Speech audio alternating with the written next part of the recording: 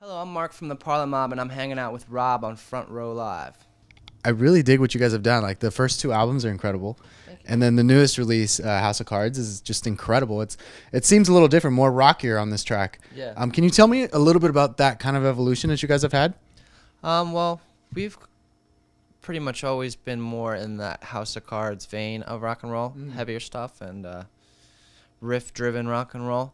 And then some of the new songs on our record that to be released have some mellower elements to them. Okay. Different, just experimented with different textures and instrumentations and things. But House of Cards is probably the song on the record that is most like our back catalog. Right. But yeah, it's cool. We like it. Now with like riff-driven tracks, like I feel like not a lot of musicians are doing it today, and when they do, they're not. It's not as great as like. So what is it like being able to still kind of create that kind of sound, that kind of nostalgic like rock and roll kind of sound? It's cool. I mean, it's really, really fun. Just, like I just sing. So it's like these guys start jamming on something like, that's like on a riff, and just to watch it and to be a part of just watching it come to life, and then being able to, put melodies and lyrics over it. It's just fun, Right. And there's some other good bands out there that, I always think the Arctic Monkeys have some Yeah. nice guitar riff driven rock and roll. Not so much on this latest record, even though I like that too, but it's fun. Yeah. It's a lot of fun, especially for me as a singer, because I get to kind of watch them just shred. Sweet. Now, as you guys get creative between every record, like how do you feel your writing has kind of evolved throughout the records, and more importantly on this album? I think we have all become more open to trying new things, and just trying to expand ourselves as musicians and songwriters, just being less afraid to take risks or try things that maybe we don't think sound like us, but Right. just for the sake of the exercise, or we know ultimately, I think we're pretty confident that nothing is going to be put out that we don't all love. So I think once you have that trust in a group, then it frees you up to be able to try things and Right. be free. Now, this would be the third record that you guys are working on, Yeah. correct? So, how long did it take before the band kind of got comfortable with each other, and when you guys would go and create music, like you guys understand, if he doesn't like something, like you're okay with it, you listen, as opposed to like, no, we got to do it my way, Yeah. I think that comes with time. I mean, I think that's probably what breaks a lot of bands up, is that people don't want to make compromises and things like that. Right. Or maybe it's just different directions. People grow apart like any relationship. But we've just been fortunate that we've been together for upwards of 14 years, for a long time. So since we were kids, in high school and stuff. So I think we're brothers, and we're just best friends, and Right. I think it's more important for us to be able to make music together than to always have to be right or to have everything our way. Right. So it's like you make concessions, but for the most part, I think we're also fortunate that we tend to like a lot of the same things. Right. So that helps. Now, in the past, you guys worked with Jaquire King as a producer, and then right now you guys are currently working with Malay, a name that I can't say I've heard him like work with rock artists. Yeah. How different or how similar are these two producers? Well, Jakir was great. I think it's been a while now since we worked with him, but he was awesome. I mean, everyone's different, and it's hard to say who's better or worse or anything like that. They're just different in their own ways. I mean, right now we're really, really stoked to be working with Malay, and we're also on his record company. Yeah. So it's like we have this really unusual scenario to where like the recording process almost never really has to stop, because we can always just get together with him when he has time and we have time and just work on tracks. Whereas like if you're another band and you don't have that access to someone like that all the time, like Right. usually it has to be negotiated, and like it's way more complicated Right. and we just kind of are realizing that now. It's like, wow, now we can like, the creative process never really has to end with him, which is really sweet. So Yeah. that's the main difference. I mean, there's all kinds of specific things, they have different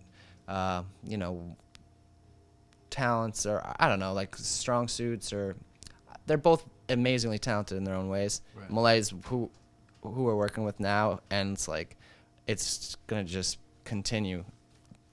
So we're really excited about that. Right. It's really awesome. How did this relationship with Malay kind of start out? Because not only is he producing, as you mentioned, you're on his record label. You're actually his first artist on his record label. Yeah. So how did this relationship kind of start with you guys? Really just kind of serendipitous. We had like a chance session with him. He was looking for always looking for artists to work with, I'm sure.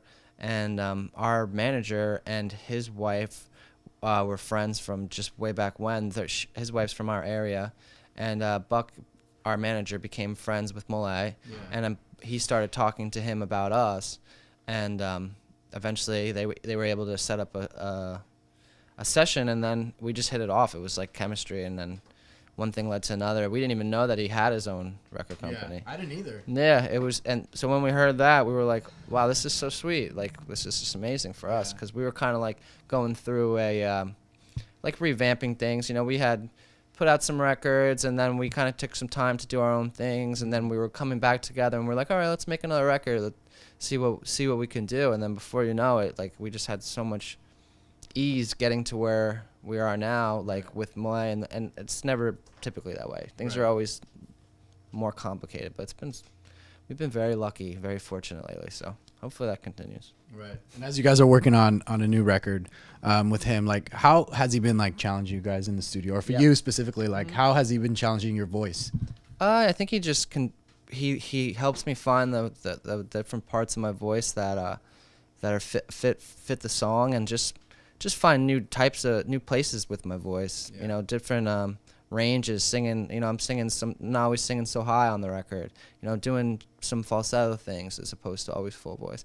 I mean, he's just great. He just has amazing taste, and he has he's just really like, all right, let's do this. Let's try that. You know what I mean? It's just, for all of us, he's been super inspiring. He's been a great like coach, like just to get the best out of us. Right. Yeah, it's awesome. And as you kind of start doing more falsettos, like how does that change the writing process? Does that change at all? No, not really. I mean, it's the same sort of. I'm writing similar melodies to what I would normally write, but just different execution of how to sing it. Maybe make it sound certain parts to be less aggressive, and then work with dynamics so that when you are, things do jump up and get a little bit more intense, that you're not just doing that the whole way through, because it's not always appropriate for every song. So it's just cool, it's just trying new things, man. It's fun. Right. What are the plans for this record? Are you guys still like in the studio trying to figure out tracking and songs on that? But we're pretty much done, but now we're thinking maybe we're going to just write another song or two just to make sure we have everything that we need. Right. And then we're working on figuring out exactly what the release date's going to be. It's going to be early next year.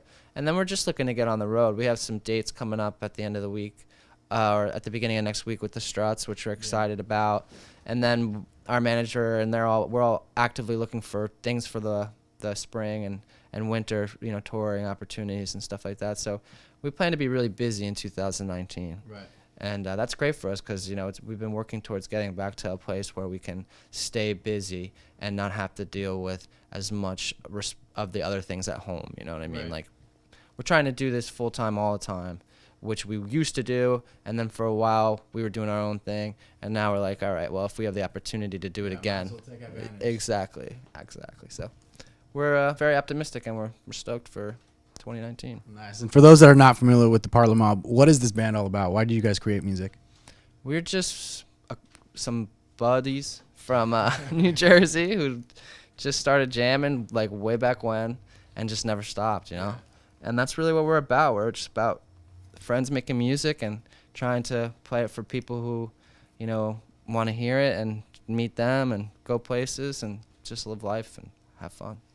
Awesome, dude. Well, thanks for hanging out with me. You guys be sure to check out the Parlor Mob. New single, House of Cards, is out now. And thanks for watching here on Front Row Live.